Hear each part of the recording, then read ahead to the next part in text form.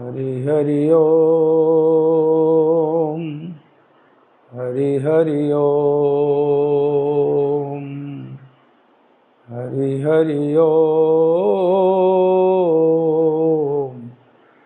हरि हरि ओम। वक्रतुंड महाकायो कोटिसूर्यसमप्रभो निर्विघ्नं कुरु मे देवो सर्वकार्येषु सर्वदा। मंगलं कौशलेन्द्राय महनीय गुणाब्धये चक्रवर्ती तनूजाय तन्मे भवतु मंगलम्। सर्वरूपमयी देवी सर्वं देवीमयं जगतो अतोऽहं विश्वरूपां तां नमामि परमेश्वरी। तव तत्त्वं न जानामि कीदृशोऽसि महेश्वरो यादृशोऽसि महादेवो तादृशाय नमो नमः। नमो गोभ्यः श्रीमतीभ्यः सौरभेभ्यः एव च नमः ब्रह्मसुताभ्यश्च पवित्राभ्यो नमो नमः।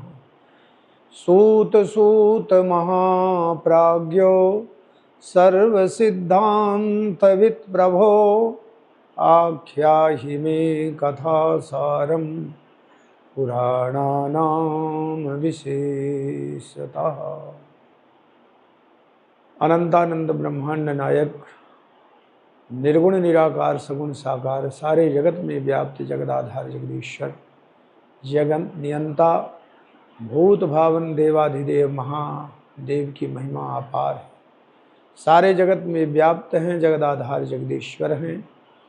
अणोरणीयान महतो महीयान सारे जगत में उनकी सत्ता व्यापक है। शिव रहस्य की कथा श्रवण कर आप सब अपने जीवन को धन्य कर अपने आप को शिवमय बना रहे हैं। चिदानंद रूपम शिवोहम शिवोहम। भगवान शंकर के 12 ज्योतिर्लिंग जो प्रमुख हैं, उन ज्योतिर्लिंगों की कथा शिव रहस्य के माध्यम से आप लोग श्रवण कर पावन पुनीत जीवन को कर रहे हैं और समझ रहे हैं कि इन ज्योतिर्लिंगों के दर्शन से हमारे मनोरथ कैसे पूर्ण होते हैं और भगवान शंकर अविलंब कैसे प्रसन्न हो जाते हैं। नागेश भगवान की, नागेश्वर महादेव की कथा आती है। नागेश्वर भगवान 12 ज्योतिर्लिंगों में अपने प्रमुख स्थान रखते हैं। नागेश्वर ज्योतिर्लिंग भी 2 जगह स्थापित हैं। एक तो जब द्वारका से भेंट द्वारका की ओर आप जाते हैं तो नागेश्वर महादेव विराजमान है। एक नागेश्वर महादेव महाराष्ट्र में भी पंच महादेवों के अंतर्गत विराजमान हैं, जिनकी महिमा अपार है। इनकी अपार महिमा है। ये नागेश्वर महादेव नागेशम दारुका भने, दारुक नाम का एक दैत्य था, उनकी पत्नी दारुका थी। गो भक्तों पर, ब्राह्मणों पर, संतों पर, सनातन संस्कृति पर सदा सर्वदा ये जान जाए, ये दारुक, ये भगवान किसी भी देवता का उपासक है, उसकी उपासना में ये अवरोध डालकर और उनकी भक्ति में बाधा पहुंचाता था। दारुका अर्थात उनकी जो पत्नी थी वो माँ भगवती दुर्गा की परम उपासिका थी, माँ भगवती की बड़ी उपासना करती थी।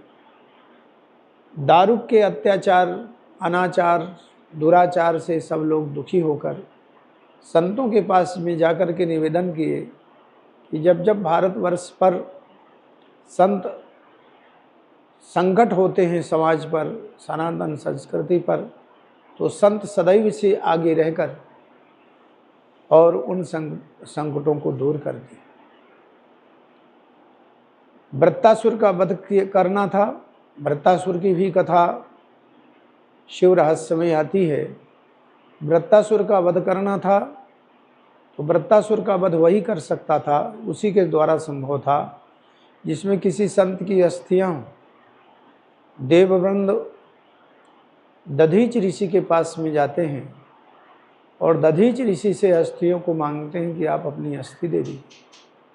दधीच ऋषि हंसते हैं और कहते हैं आप तो ऐसे अस्थियों को मांग रहे हो जैसे कोई सब्जी मूली भाजी खरीदने के लिए जाता है और भाव करके चला आता है, लेकिन यदि मेरे इस पंचभूत शरीर के अस्थियों से देवताओं का और सनातन संस्कृति का की रक्षा होती है तो पिबन्ति नद्यः स्वयमेव नान्भा स्वयं न खादन्ति फलानि वृक्षा धराधरो वर्षति नात्महेतयो परोपकाराय सतां विभूतयः।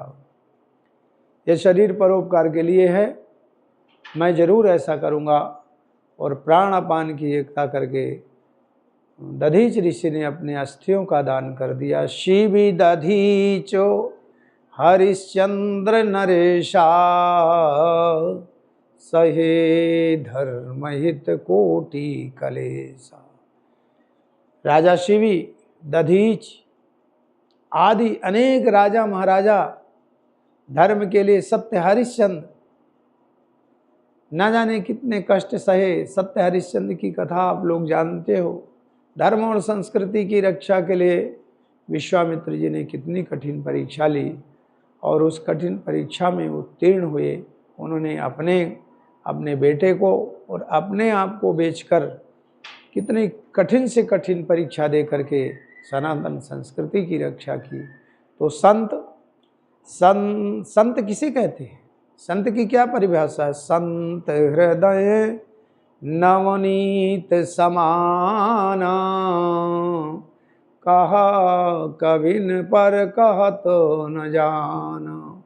संतों का जो हृदय होता है, जीवन में कोई संत मिल जाए, संत का हृदय बड़ा कोमल होता है। अविलंब द्रवित हो जाने वाले संत महापुरुष, भक्तों पर अविलंब कृपा कर देने वाले संतों की माया अपार है, अपरंपार। ऐसे दधीच ऋषि ने अपने अस्थियों का दान किया और उन अस्थियों से वज्र का निर्माण हुआ।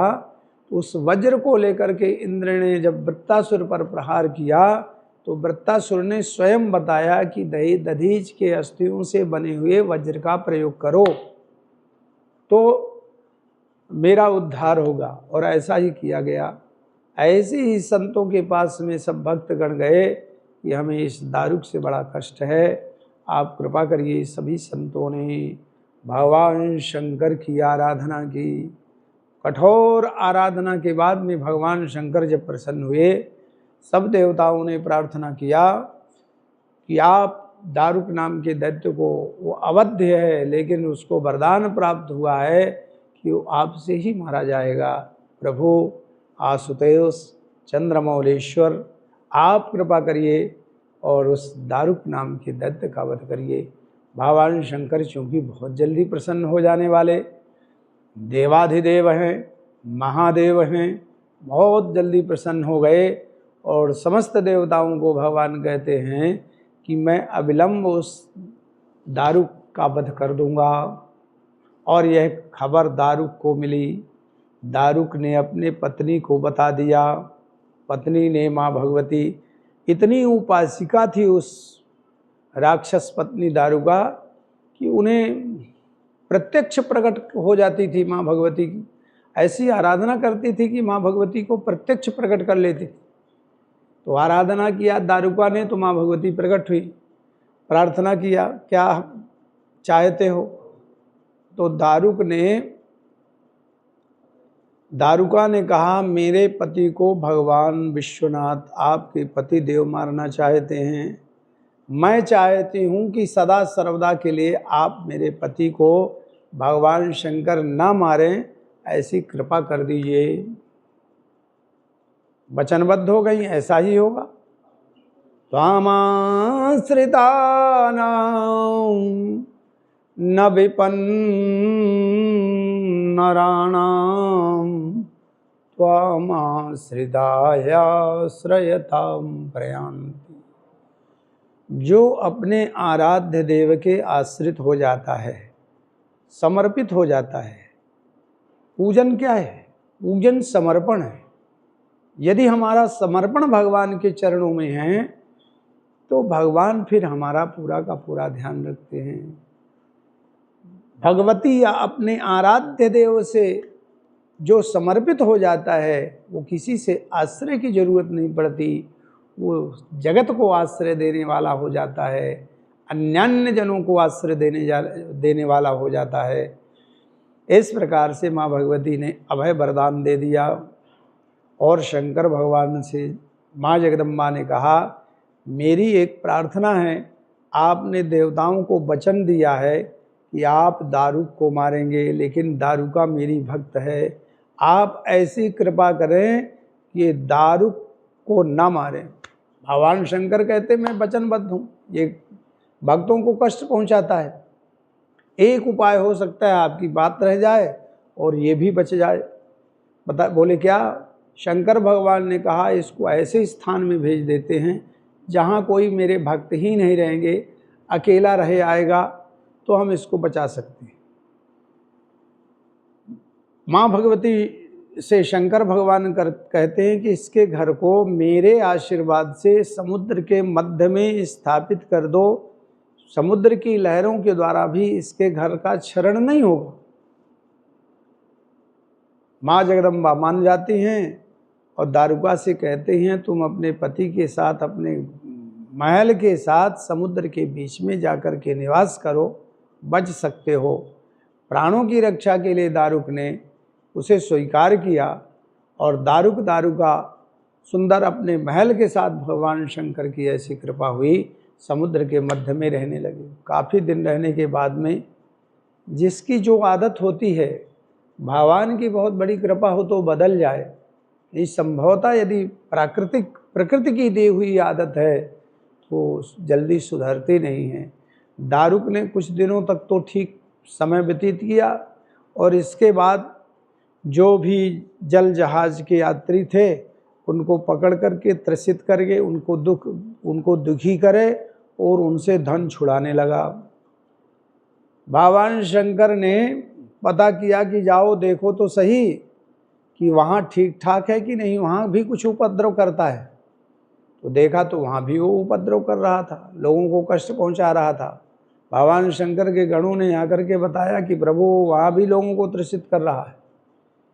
एक राजा का मंत्री था, बहुत चतुर चालाक था, तो राजा ने उसकी ड्यूटी लगा दी कि जाओ समुद्र की लहरें गिनना, पूरे दिन रात में आना, उसकी सेवा दे दी।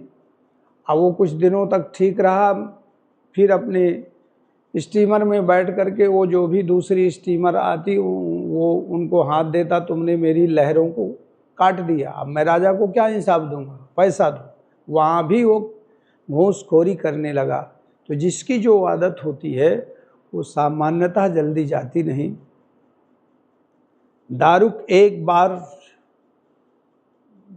पब्लिक से भरी हुई जहाज को रोका और जहाज सब कुछ छीन करके सभी को कैद कर लिया। उसमें से एक सुप्रिय नाम के वैश्य, वो भगवान शिव की निरंतर आराधना किया करते थे, वो भी उसमें से थे। उनका नियम था वो अपने पास में मिट्टी रखते थे, भगवान शिव के पूजन की सामग्री रखते थे।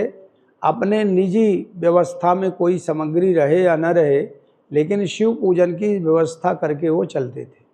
जेल में ही उन्होंने अपनी पूजन सामग्री निकाली और उसी में पूजा करना शुरू कर दिया।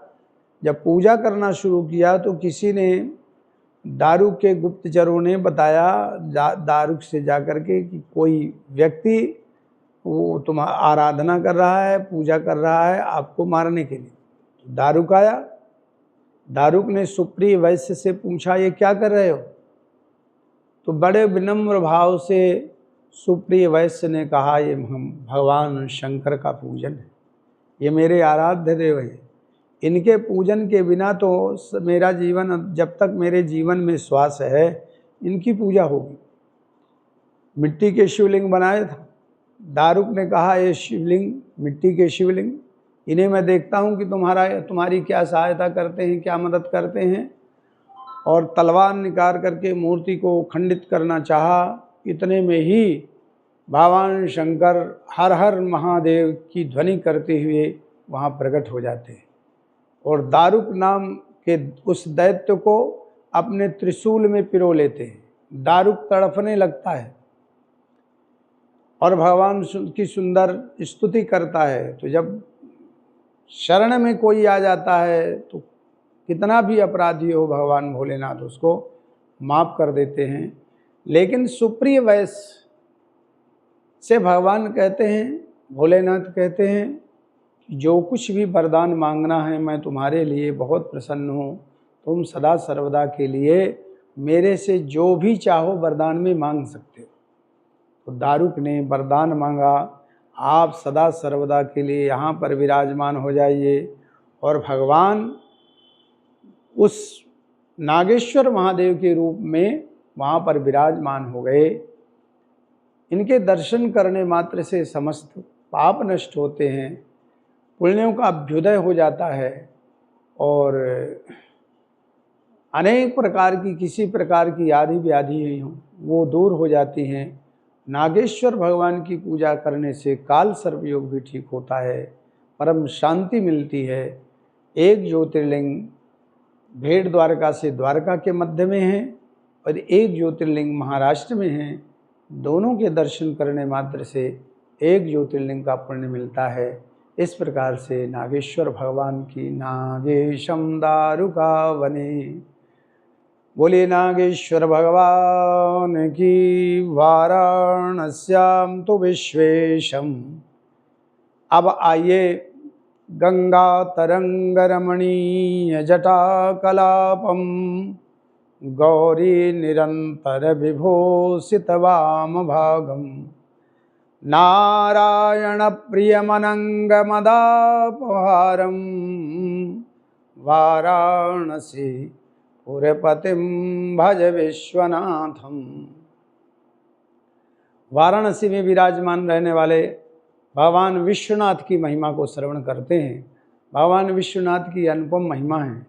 सृष्टि के आदि में विश्वनाथ भगवान जहाँ पर विराजमान है उसे काशी नगरी कहते हैं और काशी भगवान शंकर के त्रिशूल में विराजमान है।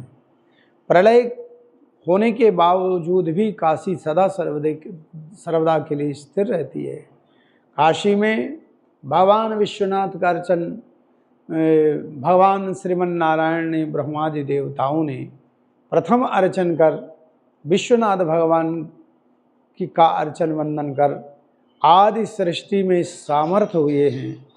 सृष्टि के आदि में भगवान विश्वनाथ, सारे जगत के नाथ विश्वनाथ हैं। इनका अर्चन वंदन दर्शन भगवान ये स्वयंभू समस्त मनोरथों को पूर्ण करने के लिए गंगा के पावन तट पर विराजमान होकर के अक्षय वरदान देने के लिए ये यहाँ विराजमान हैं। सदा सर्वदा भक्तों का कल्याण करने के लिए यहाँ विराजमान हैं। येषां क्वापि गतिर्नास्ति तेषां वाराणसी गति, जिनकी कहीं गति नहीं होती है उनकी गति वाराणसी में होती है। अद्भुत महिमा है वाराणसी की।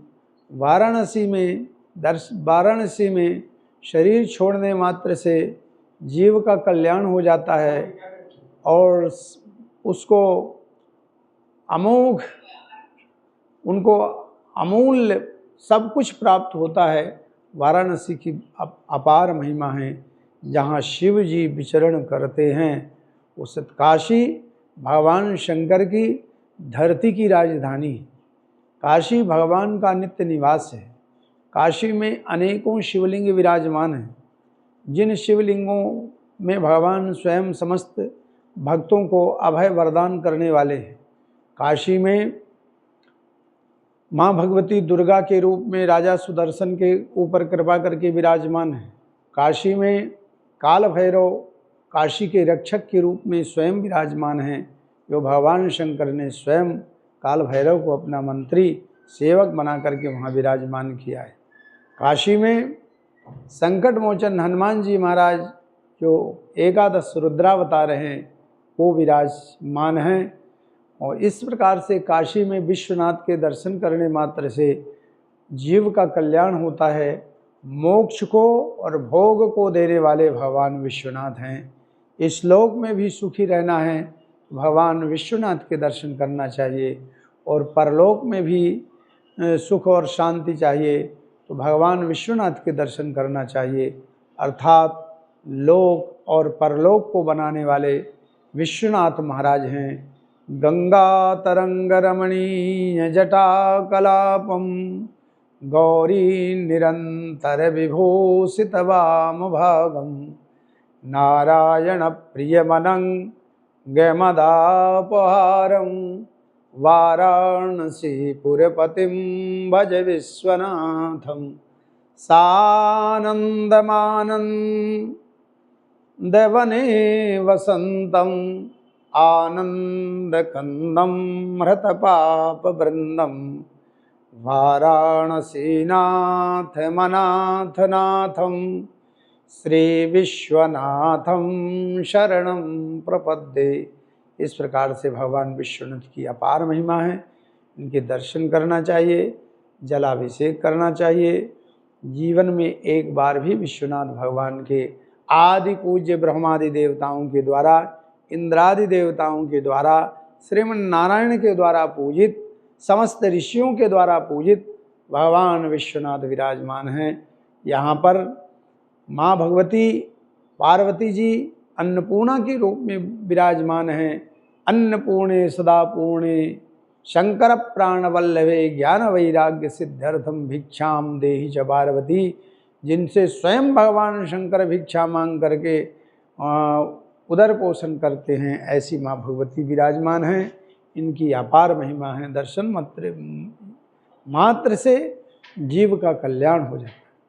वाराणस्याम तु विश्वेशम त्र्यंबकम गौतमी तटे।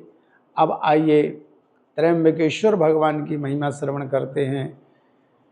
गौतमी गंगा के किनारे गौतम ऋषि के तपस्या से माँ भगवती गंगा वहाँ पर प्रकट हुई हैं। त्र्यंबकेश्वर भगवान की अपार महिमा है, जहाँ सब भक्त लोग जाते हैं काल सर्पयोग की शांति के लिए, पितृदोष की निवृत्ति के लिए। ऐसे देवादिदेव महादेव वहाँ पर विराजमान हैं। अभी कुछ दिन पहले भगवत कृपा से वहाँ भगवान की कथा श्रवण कराने का सौभाग्य मिला था, कोरोना काल के पहले। तो उनकी त्र्यंबकेश्वर भगवान की बड़ी महिमा है। एक बार बहुत दिनों तक आवर्षण हुआ। त्र्यंबकेश्वर भगवान की उत्पत्ति की कथा बता रहे हैं। बहुत दिनों का आवर्षण हुआ, उस आवर्षण में पानी नहीं बरसा तो सब त्राही त्राही करने लगे। गौतम ऋषि तपस्या में बैठे थे।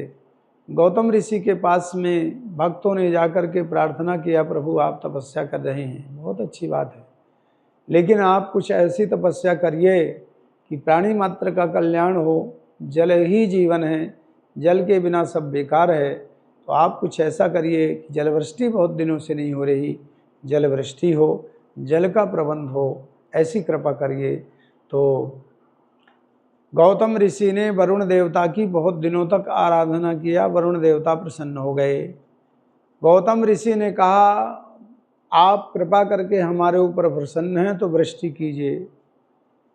वरुण देवता ने कहा मैं देवताओं का मंत्री हूँ, देवताओं के आदेश का पालन करता हूँ, देववृंद जब चाहेंगे तब वृष्टि होगी, लेकिन आपने मेरी आराधना किया है तो एक कुंड बनाइए और मैं उस कुंड में ऐसे जल से उस कुंड को परिपूर्ण करूँगा कि कभी भी उसका जल खाली होगा ही नहीं।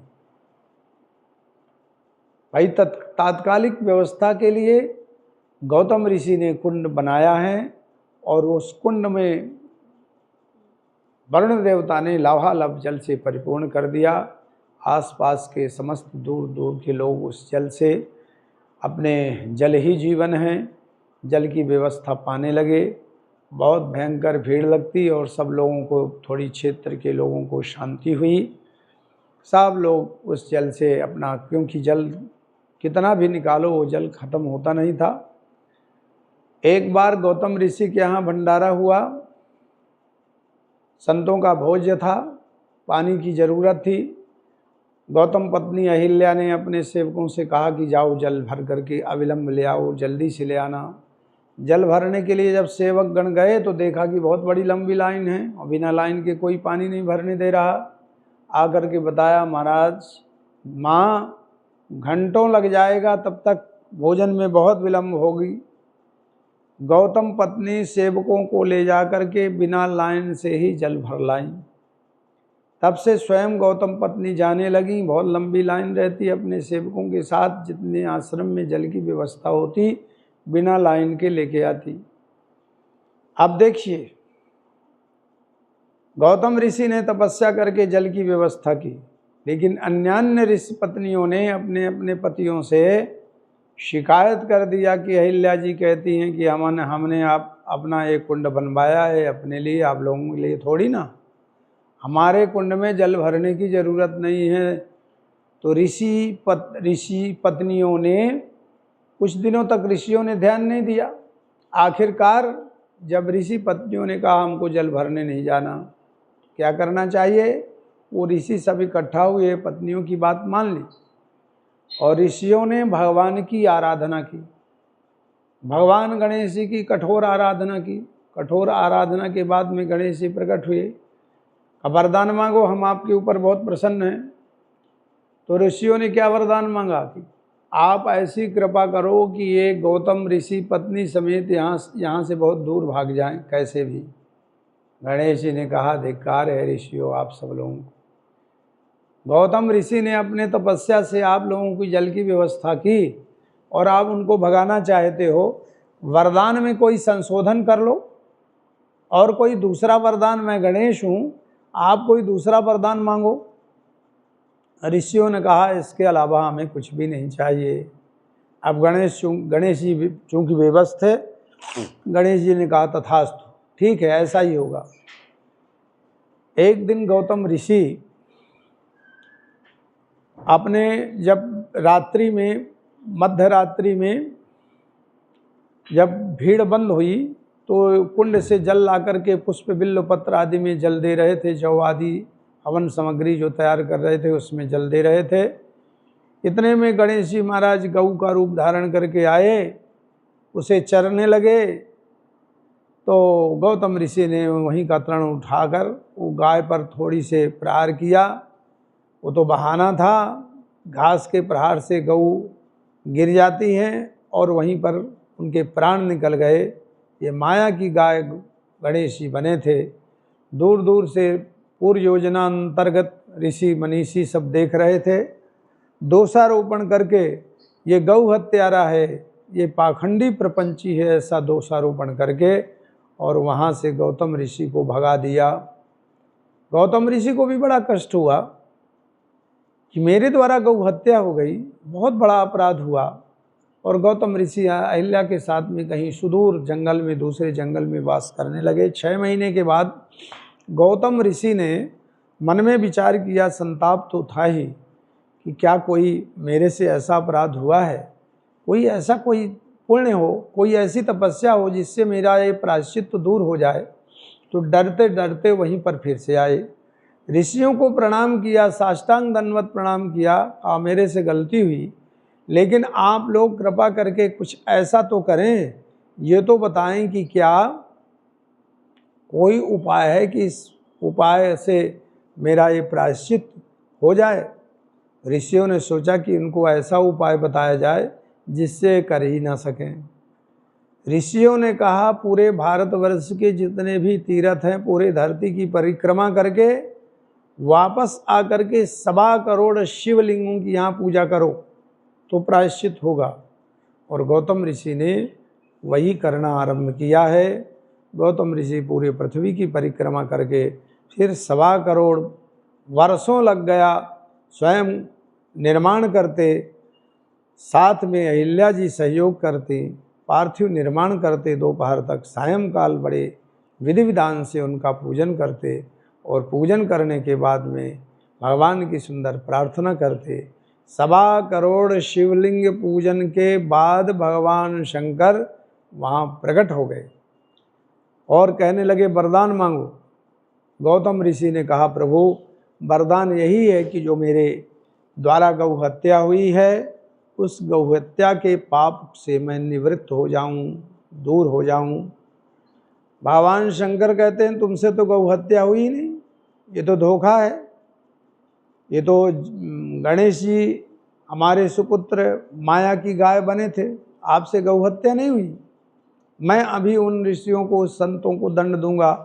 गौतम ऋषि ने हाथ जोड़ करके प्रार्थना किया, नहीं प्रभु, आप जैसे मेरे ऊपर कृपा किए हैं ऐसे ही उनके ऊपर भी कृपा करिए। ऐसी उदारता गौतम ऋषि में हुई। भगवान शंकर कहते हैं गौतम ऋषि हम तुम्हारे ऊपर बहुत प्रसन्न हैं, वरदान मांगो। गौतम ऋषि कहते हैं हे नाथ, आप यदि मेरे ऊपर प्रसन्न हैं तो आप सदा सर्वदा के लिए यहाँ पर विराजमान हो जाइए। और भगवान शंकर ज्योतिर्लिंग के रूप में वहाँ विराजमान होते हैं। जब ज्योतिर्लिंग के रूप में विराजमान हुए, माँ भगवती भागीरथी गंगा कहती हैं यहाँ भगवान विश्वनाथ रहते हैं, भगवान भोलेनाथ रहते हैं, वहाँ मैं भी रहती हूँ। वहाँ गंगा जी भी गौतमी गंगा के नाम से आज भी हैं। त्र्यंबकेश्वर भगवान के दर्शन करने मात्र से समस्त पाप संताप कष्ट दूर हो जाते हैं। इहलोके सुखम भुक्त्वा, इस लोक में सुखी होकर के परलोक में आनंद ही आनंद होता है। हजारों लोग जाते हैं और वहाँ अपने काल सर्पयोग की शांति कराते हैं और पितरों की शांति कराते हैं, पितृ गायत्री आदि का जप कराते हैं।